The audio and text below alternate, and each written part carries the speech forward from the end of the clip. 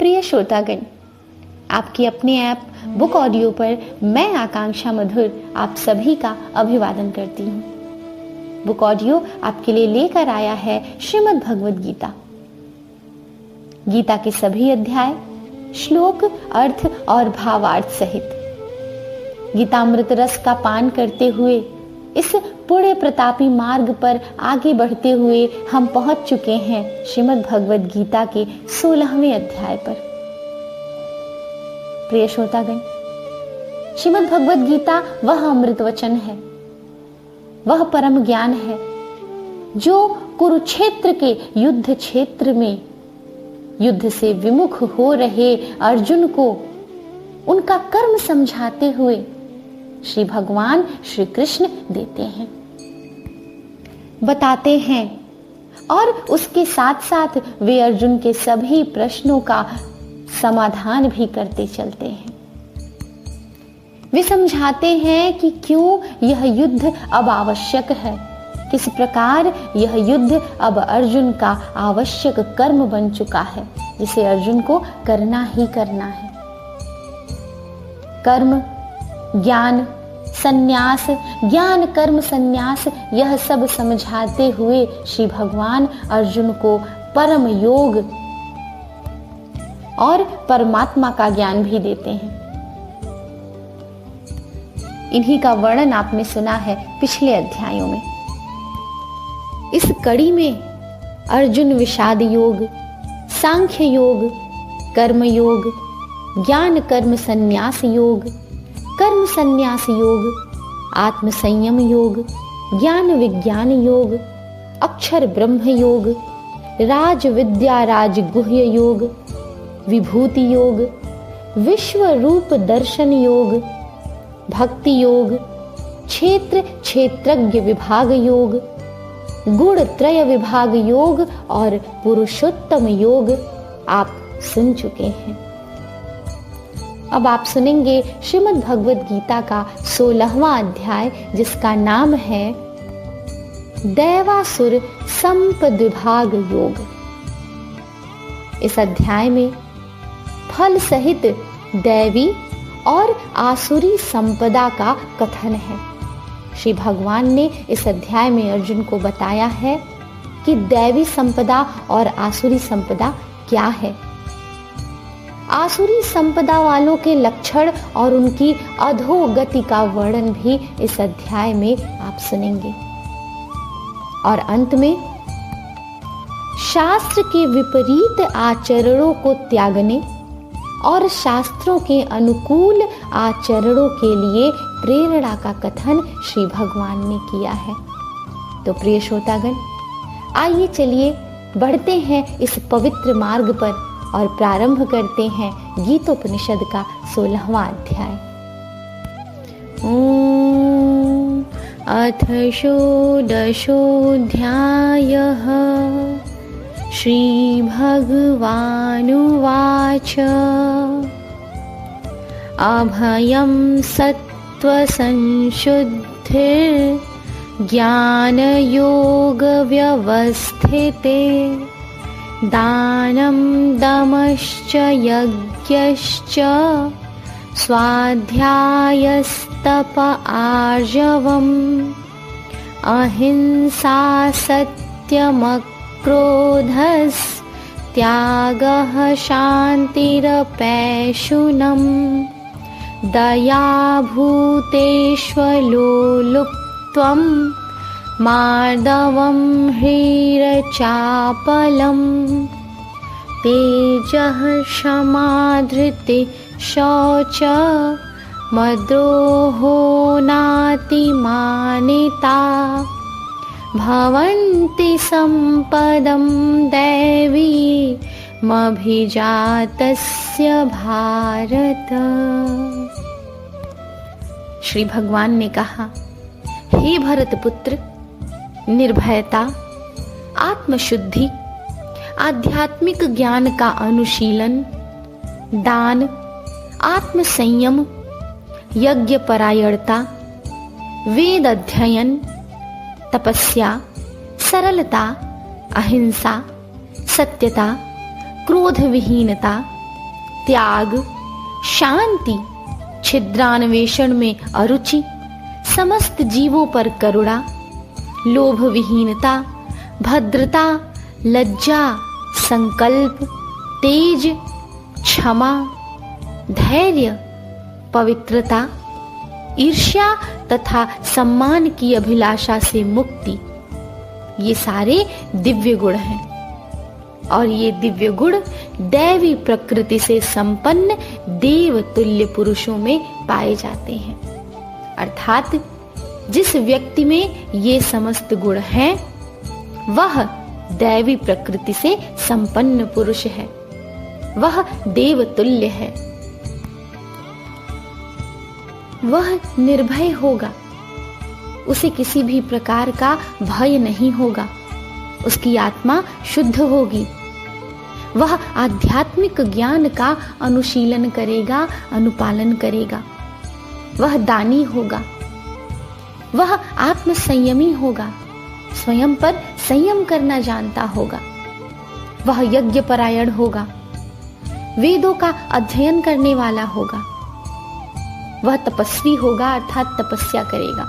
प्रिय श्रोतागण, तपस्या वानप्रस्थ आश्रम के लोगों के लिए है। एक गृहस्थ तपस्वी नहीं होगा, वह तो आत्म संयमी होगा, वह सरल होगा, वह अहिंसक होगा, हिंसा नहीं करेगा, वह सत्य का पालन करेगा, सत्यवादन करेगा, वह क्रोध विहीन होगा अर्थात क्रोध नहीं करेगा, वह त्यागी होगा, उसका मन शांत होगा, वह छिद्रान्वेषण नहीं करता होगा अर्थात किसी में भी अनावश्यक रूप से कमियां निकालना और उसे बुरा कहना, यह उसके अंदर नहीं होगा। उसके हृदय में समस्त जीवों के लिए करुणा होगी, दया होगी, उसके मन में किसी भी प्रकार का लोभ नहीं होगा, वह भद्र होगा, उसके अंदर लज्जा होगी, वह कोई भी कुत्सित कर्म नहीं करेगा, उससे पहले वह सोचेगा, वह संकल्पी होगा, उसके अंदर तेज होगा, क्षमा होगी, धैर्य होगा और उसका मन पवित्र होगा, वह ईर्ष्या से मुक्त होगा, वह सम्मान की अभिलाषा से भी मुक्त होगा अर्थात अनासक्त होगा। और इन सभी दिव्य गुणों को धारण करने वाला व्यक्ति ही देवतुल्य कहा जाएगा। इसके पश्चात श्री भगवान अर्जुन को बताते हैं कि आसुरी स्वभाव वाले व्यक्तियों के गुण क्या हैं। इसका वर्णन है अगले श्लोक में। दंभो दर्पोऽभिमानश्च क्रोधः पारुष्यमेव च अज्ञानं चाभिजातस्य पार्थ संपदमासुरीम्।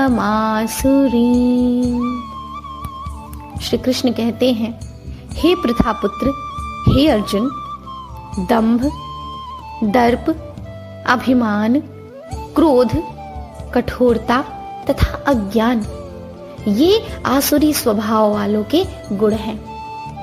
जिस भी व्यक्ति के अंदर ये गुण हैं, वह आसुरी स्वभाव वाला व्यक्ति है।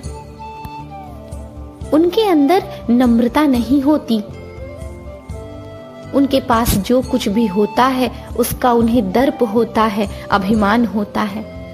वे चाहते हैं कि सब कोई उनका सम्मान करे, वे सम्मान के योग्य हों या न हो, परंतु वे स्वयं किसी का भी सम्मान नहीं करते। इन्हीं गुणों को धारण करने वाले व्यक्ति आसुरी स्वभाव वाले व्यक्ति कहे जाते हैं। दैवी गुण और आसुरी गुण, इन दोनों गुणों का प्राप्य क्या है, परिणाम क्या है, यह बताते हैं श्री कृष्ण अर्जुन से और कहते हैं, दैवी संपद्विमोक्षाय निबन्धायासुरीमता मा शुचः संपदं दैवी मभिजातोऽसि पांडव। श्री कृष्ण कहते हैं, कि दिव्य गुण मोक्ष के लिए अनुकूल हैं, अर्थात दिव्य गुणों को धारण करने वाले व्यक्ति को मोक्ष की प्राप्ति होती है, और आसुरी गुण बंधन दिलाने के लिए है। आसुरी गुणों को धारण करने वाला व्यक्ति इस संसार में बंधा ही रहता है। किंतु हे पांडुपुत्र, तुम चिंता मत करो, क्योंकि तुम दैवी गुणों से युक्त होकर जन्मे हो। अर्थात अर्जुन दैवी गुणों को धारण करने वाले व्यक्ति हैं। प्रिय श्रोतागण, किसी भी मनुष्य पर उसके माता पिता का प्रभाव अवश्य होता है। इसीलिए श्री कृष्ण कहते हैं कि तुम दैवी गुणों से युक्त होकर जन्मे हो, अर्थात माता पिता के प्रभाव से वह जन्म से ही दैवी गुणों से युक्त है। परंतु कोई यदि दैवी गुणों से युक्त होकर जन्म लिया हो, फिर भी आगे वह उन गुणों का पालन नहीं करता है, तो वह बाद में आसुरी हो जाता है। परंतु अर्जुन ने तो अपने जीवन में भी दैवी गुणों का पालन किया है। इसीलिए श्री भगवान उन्हें कहते हैं कि तुम दैवी गुणों से युक्त हो, इसलिए तुम चिंता मत करो। द्वौ भूत सर्गो लोकेस्मिन् दैव आसुर एव च दैवो विस्तरशः प्रोक्ता आसुरम पार्थ मे शृणु। श्री कृष्ण कहते हैं, हे प्रथापुत्र, इस संसार में सृजित प्राणी दो प्रकार के हैं, दैवी तथा आसुरी। मैं पहले ही विस्तार से तुम्हें दैवी गुण बतला चुका हूं। अब मुझसे आसुरी गुणों के विषय में सुनो। श्री भगवान कहते हैं कि इस संसार में दो प्रकार के प्राणियों का सृजन होता है। एक वो जो दैवी प्रकृति के होते हैं, और दूसरे वो जो आसुरी प्रकृति के होते हैं। प्रिय श्रोतागण, आपने भी सुना कि दैवी प्रकृति के मनुष्य के गुण क्या होते हैं। अब आगे श्री भगवान वर्णन करते हैं कि आसुरी प्रकृति के मनुष्य के गुण क्या होते हैं और वह किस प्रकार का आचरण करते हैं। तो आइए सुनते हैं आसुरी प्रकृति के गुणों को, और यह जानते हैं कि कहीं उनमें से कोई गुण हम में भी तो समाहित नहीं है। प्रवृत्तिं च निवृत्तिं च जना न विदुरासुरा न शौचं नापि चाचारो न सत्यं तेषु विद्यते असत्यमप्रतिष्ठं ते जगदाहुरनीश्वरम् अपरस्परसम्भूतं किमन्यत् कामहैतुकम् एतां दृष्टिमवष्टभ्य नष्टात्मानोऽल्पबुद्धयः प्रभवन्ति उग्रकर्माणः क्षयाय जगतो हिता। श्री कृष्ण कहते हैं कि जो आसुरी हैं, जो आसुरी प्रकृति के व्यक्ति हैं, वे यह नहीं जानते कि क्या करना चाहिए और क्या नहीं करना चाहिए। उनमें न तो पवित्रता है, न उचित आचरण है, और न ही सत्य पाया जाता है। अर्थात वे पवित्रता, उचित आचरण और सत्य से विहीन होते हैं। वे कहते हैं कि यह जगत मिथ्या है, इसका कोई आधार नहीं है, अर्थात वे ब्रह्म को, परमेश्वर को नहीं मानते। वे कहते हैं कि इस जगत का नियमन किसी ईश्वर के द्वारा नहीं होता। उनका कहना है कि यह कामेच्छा से उत्पन्न होता है और काम के अतिरिक्त कोई अन्य कारण नहीं है। अर्थात वे काम को ही इस संसार को चलाने वाला मानते हैं, वे ईश्वर को ही नहीं मानते। वे नहीं मानते कि परमात्मा ने ही इस सृष्टि का सृजन किया है और वे ही चलाते हैं।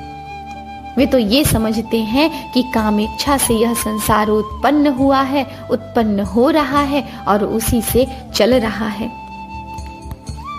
ऐसे निष्कर्षों का अनुगमन करते हुए, अर्थात ऐसे निष्कर्षों को ही सत्य मानते हुए, उनका पालन करते हुए आसुरी लोग, जिन्होंने आत्मज्ञान खो दिया है और जो बुद्धिहीन हैं, ऐसे अनुपयोगी एवं भयावह कार्यों में प्रवृत्त होते हैं जो संसार का विनाश करने के लिए होता है। अर्थात वे जो इन गुणों को धारण करते हैं, उनका कर्म भी ऐसा होता है जो संसार के लिए विनाशकारी होता है। वे सदैव दूसरों को कष्ट पहुंचाते हैं और विभिन्न प्रकार के कर्मों से विनाश का कारण बनते हैं। आसुरी प्रवृत्ति को धारण करने वाले व्यक्ति के अन्य क्या गुण होते हैं? गुण क्या कहें श्रोतागण, ये तो दुर्गुण है वास्तव में। इन्हीं की व्याख्या आगे करते हैं श्री भगवान और कहते हैं, काममाश्रित्य दुष्पूरम दम्भमानमदान्विता मोहाद् गृहीत्वा सद्ग्राहान् प्रवर्तन्ते शुचिव्रता चिन्तामपरिमेयां च प्रलयान्तामुपाश्रिता कामोपभोगपरमा एतावदिति निश्चिता आशापाशशतैर्बद्धा कामक्रोधपरायणा ईहन्ते कामभोगार्थ मन्यायेनार्थ संचयान्। श्री भगवान कहते हैं कि कभी न संतुष्ट होने वाले काम का आश्रय लेकर, जो काम है वह तो कभी संतुष्ट नहीं होता है और उसी काम का आश्रय लिए होते हैं आसुरी लोग। उसी का आश्रय लेकर गर्व के मद में एवं मिथ्या प्रतिष्ठा में डूबे हुए आसुरी लोग इस तरह मोहग्रस्त होकर सदैव क्षण भंगुर वस्तुओं के द्वारा अपवित्र कर्म का व्रत लिए रहते हैं।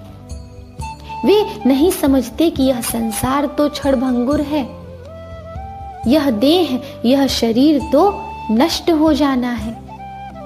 वे यह नहीं समझते और इसी के लिए वे सदैव अपवित्र कर्म करते रहते हैं।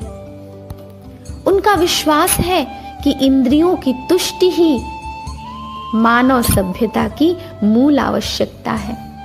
अर्थात वे जीवन की मौलिक आवश्यकता इस बात को मानते हैं कि इंद्रियों की तुष्टि हो, इंद्रियां जो चाहती हैं उनका मनोरथ पूरा हो।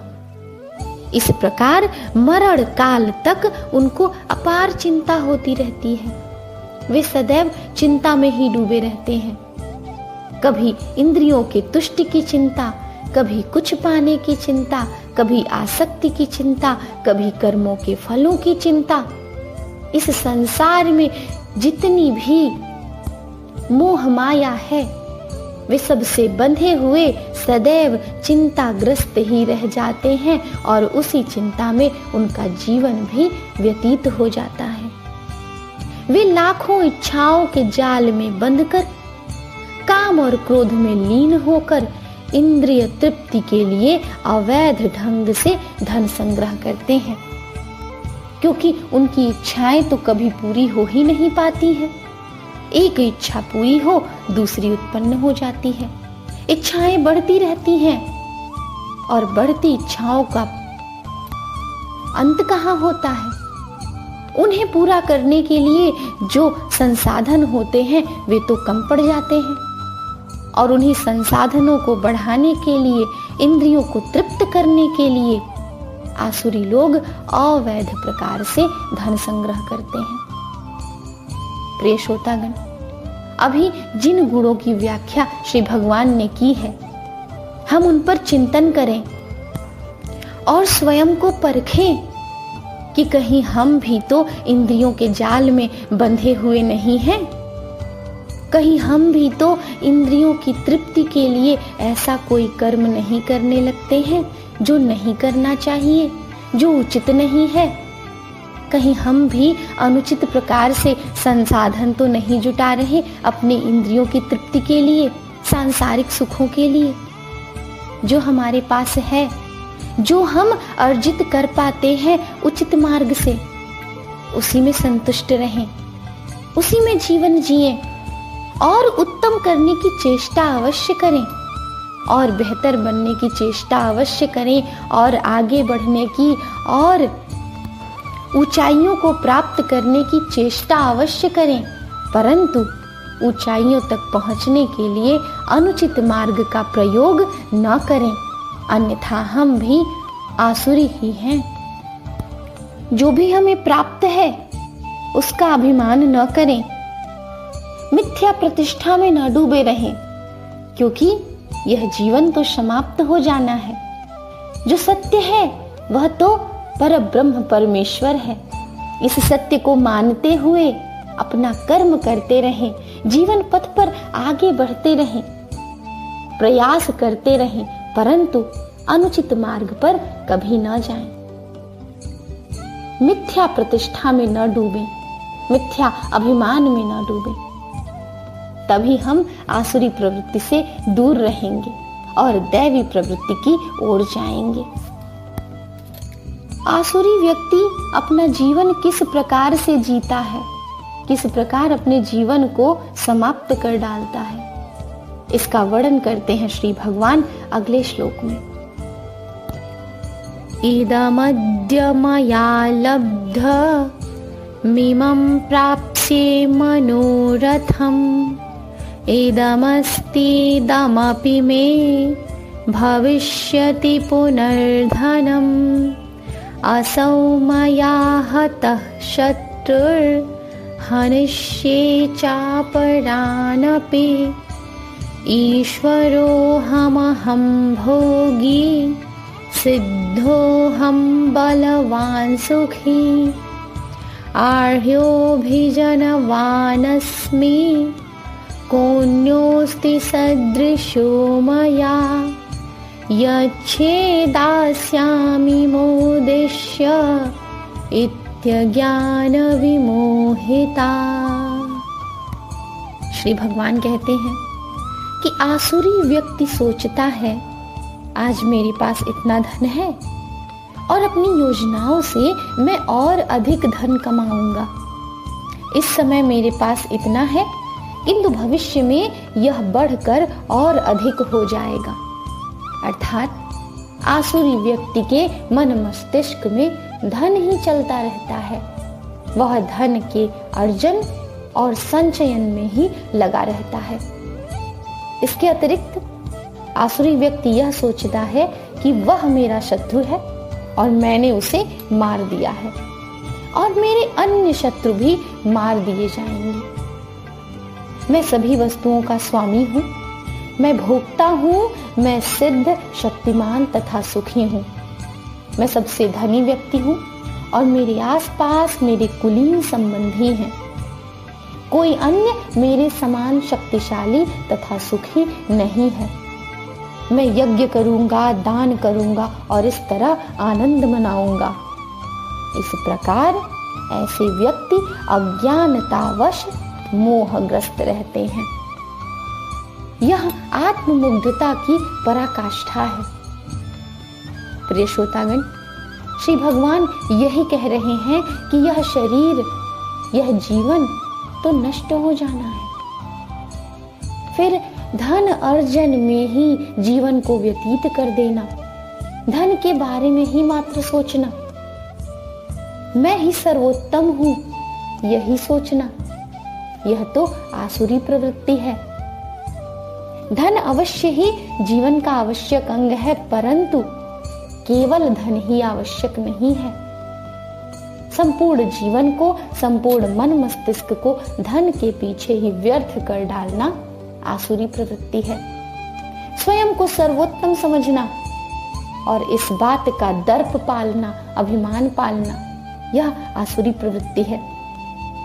और यह समझना कि मुझसे बढ़कर कोई नहीं है, मुझसे अधिक सुखी कोई नहीं है, मुझसे अधिक शक्तिमान कोई नहीं है, यह भी आसुरी प्रवृत्ति ही है। ऐसा सोचने वाले व्यक्ति अज्ञानी होते हैं और इसी अज्ञानता के वश में आकर वे मोहग्रस्त रहते हैं। इस अज्ञानता, इस मोह, इस प्रवृत्ति का फल उन्हें क्या मिलता है, यह बताते हैं श्री कृष्ण और कहते हैं, अनेक चित्त विभ्रांता मोह जाल समावृता प्रसक्ता काम भोगेषु पतन्ति नरकेषु च। श्री भगवान कहते हैं कि इस प्रकार अनेक चिंताओं से उद्विग्न होकर जीवन में सब कुछ अर्जित कर लेने की चिंता, सबसे उत्तम स्वयं को दिखाने की चिंता, इस प्रकार की चिंताओं से व्यथित होकर, उद्विग्न होकर, मोह जाल में बंधकर आसुरी प्रवृत्ति के लोग इंद्रिय भोग में अत्यधिक आसक्त हो जाते हैं, इंद्रियों में बंध जाते हैं और नरक में गिरते हैं। वास्तव में इस प्रकार का जीवन ही नरक है। जब मनुष्य इंद्रियों के वश में हुआ, सब कुछ होते हुए भी दुख और संताप का जीवन जी रहा है। प्रिय श्रोतागण, जब हम इंद्रियों के वश में हो जाएं, तो इंद्रियों की इच्छाएं हम पर हावी हो जाती हैं। इच्छाएं तो कभी पूरी नहीं हो पाती।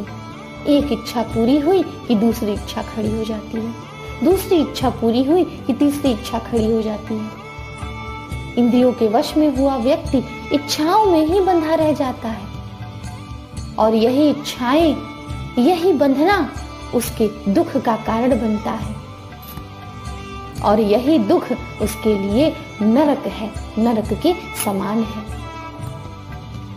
आसुरी व्यक्ति यज्ञ भी करते हैं, परंतु उनका यज्ञ दैवी व्यक्तियों के यज्ञ से अलग होता है। किस प्रकार? आसुरी व्यक्तियों का यज्ञ किस प्रकार का होता है, यह बताते हैं श्री भगवान अगले श्लोक में। आत्म संभाविता स्तब्धा धनमान मदान्विता यजन्ते नाम यज्ञस्ते दम्भेना विधि पूर्वकम। श्री भगवान कहते हैं कि अपने को श्रेष्ठ मानने वाले तथा सदैव घमंड करने वाले, संपत्ति तथा मिथ्या प्रतिष्ठा से मोहग्रस्त लोग किसी भी विधि विधान का पालन न करते हुए कभी कभी नाम मात्र के लिए बड़े ही गर्व के साथ यज्ञ करते हैं, किंतु उनका जो यज्ञ होता है वह भक्ति या श्रद्धा के लिए नहीं होता, वह सत्य की प्राप्ति के लिए नहीं होता, वह परम ज्ञान के लिए नहीं होता, वह तो अपने दंभ के प्रदर्शन के लिए होता है, वह तो अपनी श्रेष्ठता, अपने बल, अपनी शक्ति, अपने धन के प्रदर्शन के लिए होता है। आसुरी प्रवृत्ति के व्यक्ति इस प्रकार कभी कभी यज्ञ करते हैं और इसीलिए उनका यज्ञ दैवी प्रवृत्ति के लोगों के यज्ञ से अलग होता है, क्योंकि इनका यज्ञ भी आसुरी ही होता है। उसमें श्रद्धा या भक्ति न होकर दर्प, अभिमान और दिखावा होता है। अहंकारं बलं दर्पं कामं क्रोधं च संश्रिता मामात्मपरदेहेषु प्रद्विषन्तोऽभ्यसूयका। श्री भगवान बताते हैं कि मिथ्या अहंकार बल, दर्प, काम तथा क्रोध से मोहित होकर आसुरी व्यक्ति अपने शरीर में तथा अन्यों के शरीर में स्थित भगवान से ईर्ष्या और वास्तविक धर्म की निंदा करने लगते हैं। अर्थात यह कि वे जो इंद्रियों में बंधे हुए हैं, जो अज्ञान के वश में हैं, जो आसुरी हैं, वे अहंकार में, घमंड में, काम तथा क्रोध में आसक्त हुए उस भगवान को, उस ब्रह्म को नहीं मानते। वह ब्रह्म जो स्वयं उनके शरीर में भी वास करता है, जो समस्त जीवों के शरीर में वास करता है, उसी ईश्वर से, उसी पर ब्रह्म परमात्मा से वे ईर्ष्या करने लगते हैं, उन्हें नहीं मानते और उनकी निंदा भी करते हैं। इसके साथ ही वे वास्तविक धर्म की भी निंदा करते हैं। प्रिय श्रोतागण, आपने एक कथा सुनी होगी हिरण्यकश्यप की।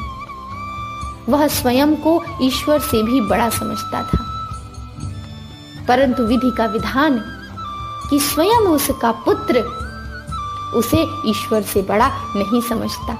स्वयं उसका पुत्र दैवी प्रवृत्ति का हो जाता है और वह उसे इस बात का संज्ञान कराता है कि परमात्मा जो है वह सबसे ऊपर है और तुम जो शरीर धारण किए हो उसे एक ना एक दिन समाप्त ही होना है, चाहे तुम बड़े से बड़ा तप करके बड़े से बड़े वरदान के भागी ही क्यों ना बन जाओ।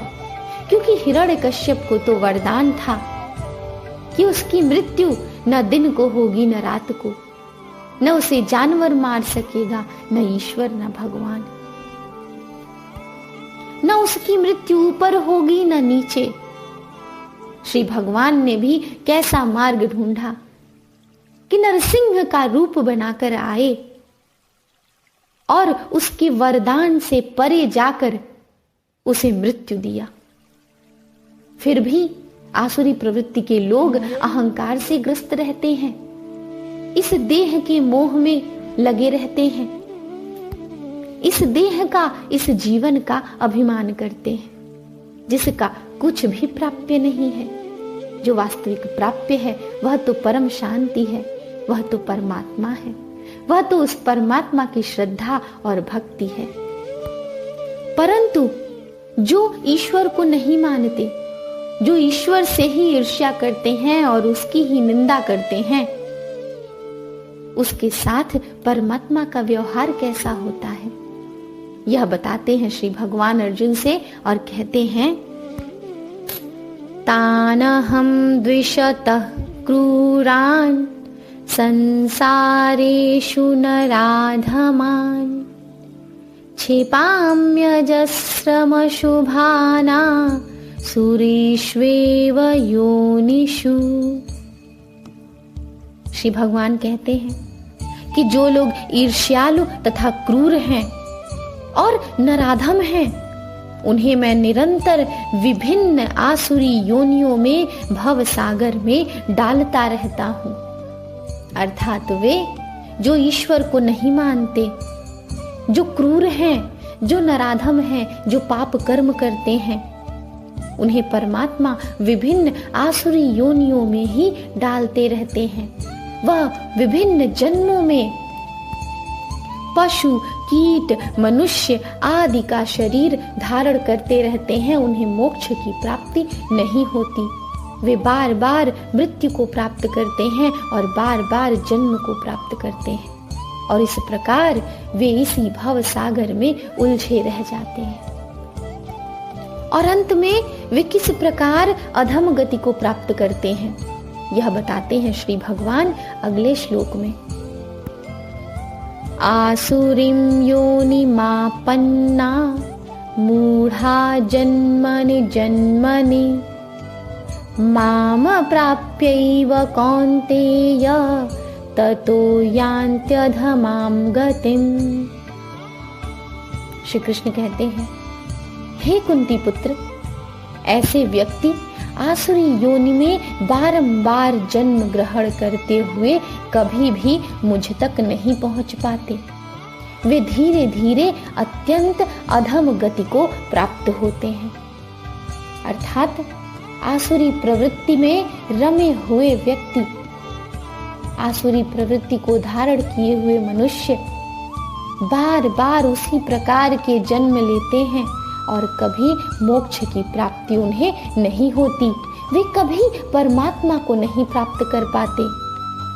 यदि वे चेष्टा करें, किसी भी जन्म में यदि वे दैवी प्रवृत्ति का पालन करने की चेष्टा करें, परमात्मा की प्राप्ति की चेष्टा करें, परमात्मा में श्रद्धा रखें, भक्ति करें, तो अवश्य ही वे आसुरी प्रवृत्ति से विलग होकर दैवी प्रवृत्ति की ओर जा सकते हैं। वे अवश्य ही मोक्ष की प्राप्ति की ओर बढ़ सकते हैं। परंतु ऐसा तो तब होगा जब वे ज्ञान की प्राप्ति करें, जब वे ईश्वर में श्रद्धा रखें, जब वे इंद्रियों को वश में करें। अन्यथा वे बार बार जन्म और मृत्यु को प्राप्त करते हुए धीरे धीरे अत्यंत ही अधम गति को प्राप्त करते हैं। त्रिविधम नरकस्येदं द्वारं नाशनमात्मनः कामः क्रोधस्तथा लोभस्तस्मादेतत्त्रयं त्यजेत्। श्री भगवान कहते हैं कि नरक के 3 द्वार हैं। नरक क्या? वह नरक जिसे आसुरी प्रवृत्ति के व्यक्ति प्राप्त करते हैं। उस नरक के 3 द्वार हैं, काम, क्रोध तथा लोभ। जो काम में आसक्त हो गया, जो क्रोध के वश में हो गया, जो लोभ में ही रम गया, वह व्यक्ति नरक का भागी होता है। यदि वास्तविकता देखें प्रिय श्रोतागण, तो काम, क्रोध और लोभ के वश में हुआ मनुष्य इस जीवन में ही नरक भोगने लगता है। सुख सुविधाओं के होते हुए भी वह कभी सुखी नहीं रह पाता, क्योंकि उसकी इच्छाओं का कोई अंत नहीं होता, उसके लोभ का कोई अंत नहीं होता। उसे अनावश्यक कारण मिल जाते हैं क्रोध के, और क्रोध जो दुख का कारण बनता है, चिंताओं का कारण बनता है। काम जो अनंत है, जिसका कोई अंत ही नहीं है।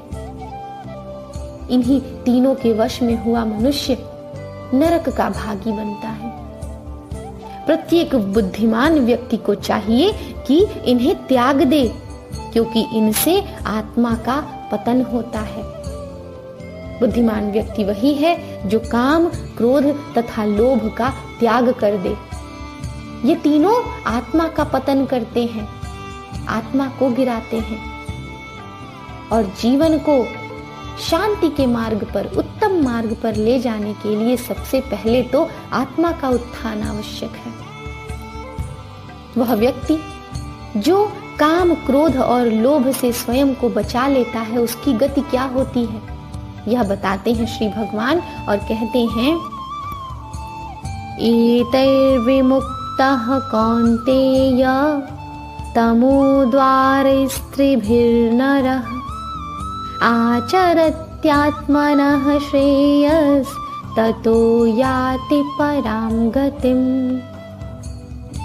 श्री भगवान कहते हैं, हे कुंती पुत्र, जो व्यक्ति इन तीनों नरक द्वारों से बच पाता है, अर्थात जो काम, क्रोध तथा लोभ से बच पाता है, वह आत्म साक्षात्कार के लिए कल्याणकारी कार्य करता है और इस प्रकार क्रमशः परम गति को प्राप्त होता है। अर्थात वह जो इंद्रियों को अपने वश में कर लेता है, जो काम पर विजय प्राप्त कर लेता है, जो क्रोध नहीं करता, लोभ नहीं करता, वह आत्म साक्षात्कार के लिए, आत्मा को समझने के लिए, परमात्मा का ज्ञान प्राप्त करने के लिए कल्याणकारी कार्य करता है। और कल्याणकारी कार्यों के फल स्वरूप ही वह परम गति को अर्थात परम शांति, परम धाम, परमात्मा को प्राप्त करता है। और जो व्यक्ति ऐसा नहीं करता उसकी गति क्या होती है, यह भी बताते हैं श्री भगवान।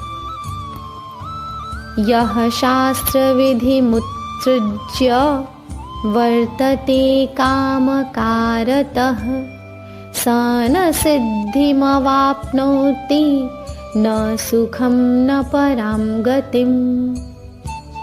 श्री कृष्ण कहते हैं कि जो शास्त्रों के आदेशों की अवहेलना करता है और मनमाने ढंग से कार्य करता है, अर्थात जो शास्त्रों को नहीं मानता, जो शास्त्रों का अनुसरण नहीं करता, पालन नहीं करता, उसे न तो सिद्धि की प्राप्ति होती है, न सुख की प्राप्ति होती है और न ही परम गति की प्राप्ति हो पाती है, क्योंकि वह तो इस संसार के बंधन में बंधा हुआ यही रह जाता है, जीवन मरण के चक्र में ही फंसा रह जाता है। वह परम गति को, परमात्मा को नहीं प्राप्त कर पाता। इसलिए मनुष्य को क्या करना चाहिए, यह बताते हैं श्री भगवान इस अध्याय के इस अंतिम श्लोक में। तस्मात् शास्त्रं प्रमाणं ते कार्याकार्य व्यवस्थितौ ज्ञात्वा शास्त्र विधानोक्तं कर्म कर्तुमिहार्हसि। श्री भगवान श्री कृष्ण कहते हैं कि अतएव इसलिए मनुष्य को यह जानना चाहिए कि शास्त्रों के विधान के अनुसार क्या कर्तव्य है और क्या अकर्तव्य है, अर्थात क्या करने योग्य है और क्या करने योग्य नहीं है। उसे ऐसे विधि विधानों को जानकर तब कर्म करना चाहिए जिससे वह क्रमशः ऊपर उठ सके, जिससे उसकी आत्मा का उत्थान हो, जिससे वह परमात्मा का ज्ञान प्राप्त कर सके, परम गति को प्राप्त कर सके। प्रिय श्रोतागण, क्या कर्तव्य है, क्या अकर्तव्य है, क्या करना चाहिए, क्या नहीं करना चाहिए, इसका ज्ञान भले ही शास्त्रों में मिले, परंतु उस ज्ञान का मर्म, उस ज्ञान का मूल समझाने के लिए तो गुरु की आवश्यकता होती है। इसीलिए गुरु का स्थान बहुत ऊपर माना गया है। यदि उपयुक्त तथा प्रमाणित गुरु का मार्गदर्शन प्राप्त हो जाता है तो व्यक्ति का जीवन सफल हो जाता है, क्योंकि गुरु ही उच्च पद की ओर उन्नति का मार्ग दिखा सकता है, और वह जीवन सफल है जिसे उत्तम गुरु प्राप्त हुआ हो। वैसा गुरु जैसा इस समय अर्जुन को युद्ध क्षेत्र में प्राप्त हुआ है, वही मित्र, वही सखा श्री कृष्ण जो इस समय अर्जुन के गुरु बने हुए हैं और अर्जुन उनके शिष्य बने हुए हैं, और इस परम ज्ञान की प्राप्ति अर्जुन को श्री कृष्ण के द्वारा हो रही है। कितना विलक्षण है यह समय कि एक अद्भुत गुरु के सानिध्य के कारण एक परम ज्ञान की प्राप्ति जो अर्जुन को हुई, उसका लाभ आज तक हम उठा रहे हैं, परंतु उसका वास्तविक लाभ तो तभी है जब हम उसे अपने व्यवहार में उतार सकें। जो कुछ हम गीता में सुन रहे हैं, समझ रहे हैं, उसका अनुसरण कर सकें। ओम तत्सदिति श्रीमद्भगवद्गीतासूपनिषत्सु ब्रह्म विद्यायां योगशास्त्रे श्रीकृष्णार्जुन संवादे दैवासुर संपद्विभाग योगो नाम षोडशोऽध्यायः। प्रिय श्रोतागण, इस प्रकार दैवासुर संपद विभाग योग नामक श्रीमद् भगवद गीता का यह 16वां अध्याय संपूर्ण हुआ। इस अध्याय में आपने दैवी प्रकृति के मनुष्यों के गुण और आसुरी प्रकृति के मनुष्यों के गुण का विवरण सुना। यह भी सुना कि उनकी गति क्या होती है, और यह भी जाना कि जीवन को उत्तम बनाने के लिए, आत्मा को सन्मार्ग पर, उत्तम मार्ग पर ले जाने के लिए हमें किस मार्ग को अपनाना चाहिए, किस प्रकार का जीवन जीना चाहिए। मैं आकांक्षा मधुर यह आशा करती हूँ कि इस अध्याय में जिन दैवी गुणों को आपने सुना है या मैंने जिनका वाचन किया है, उसे हम अपने जीवन में अवश्य ही उतार सकेंगे। हम अपना परीक्षण कर सकेंगे कि कहीं हम में आसुरी प्रवृत्तियां तो नहीं हैं, हम उन्हें दूर कर सकेंगे। यही इस श्रीमद् भगवद गीता अमृत को सुनने का वास्तविक लाभ होगा। इस अध्याय के संपूर्ण होने के पश्चात गीता उपनिषद का अगला अर्थात 17वां अध्याय भी आप सुनेंगे, यही आपके अपने ऐप बुक ऑडियो पर, मेरे यानी आकांक्षा मधुर के साथ। इस अमृत मार्ग के भागी बने रहने के लिए सुनते रहिए बुक ऑडियो। जय श्री कृष्ण।